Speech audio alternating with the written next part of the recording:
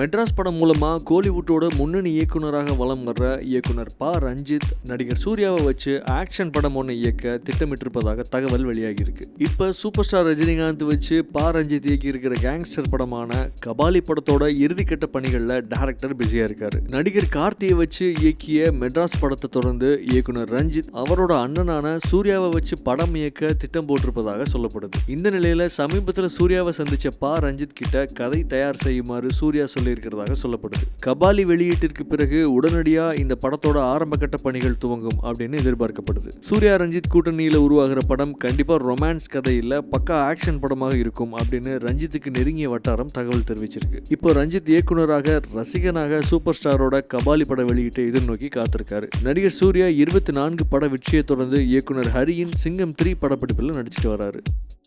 சரக்கு பாடல் அதுவும் அது தேவைப்படுற பாடல் தான் அது கதைக்கு. ஸோ பாலா அந்த பிளேட்டை தட்டினாரு, அந்தோனி பாடினாரு. நான் என் ஐஃபோனில் ரெக்கார்ட் பண்ணேன். அது ரெஃபரன்ஸ்க்காக எடுத்தது. எங்கள் டீமோட ஸ்பெஷாலிட்டி என்னன்னா, சாங்காக இருக்கட்டும் ஃபைட்டாக இருக்கட்டும் சார் ½ ஹவரில் முடிக்கணும், 1 ஹவரில் முடிக்கணும் அப்படி தான் சொல்லுவோம். விஜய் சார் எப்போவுமே நான் ஸ்கிரிப்ட் சொல்லிடுவேன். ஏன்னா அவர்கிட்ட ஏதாவது ஒரு கருத்து சொல்லுவார், அதை ரைட்டு பண்ணிக்கலாம்னு சொல்லிட்டு. பாபி கண்டிப்பாக சொல்ல மாட்டேன். ஸோ இந்த 2 தான் படம் எடுக்கும் போது தான் சொன்னார், ஆக்சுவலி கதை நல்லா தான் இருக்குது அப்படின்னாரு. அது தெரியாம அந்த நம்பிக்கையெல்லாம் தான் நடிக்க வந்தீங்களா சார்? இல்லை, அன்னைக்கு நீங்கள் இது எப்போனா ஷூட்டிங் நடந்து ஒரு 40 நாள் கழிச்சு சொன்னார். அப்புறம் இந்த கேரக்டர்னு யோசிக்கும் போது அசிஸ்டன்ஸ் அவங்க சொன்னாங்க அவர் பண்ணலாமேன்னு சொல்லிட்டு. அப்புறம் அவரை கூப்பிட்டு ஆடிஷன் பண்ணி டார்ச்சர் பண்ணி ஒரு 6 வாட்டி ஆடிஷன் பண்ணி திரும்ப ஆனால் எல்லா வாட்டி வந்தார், ரெகுலராக வந்தார்.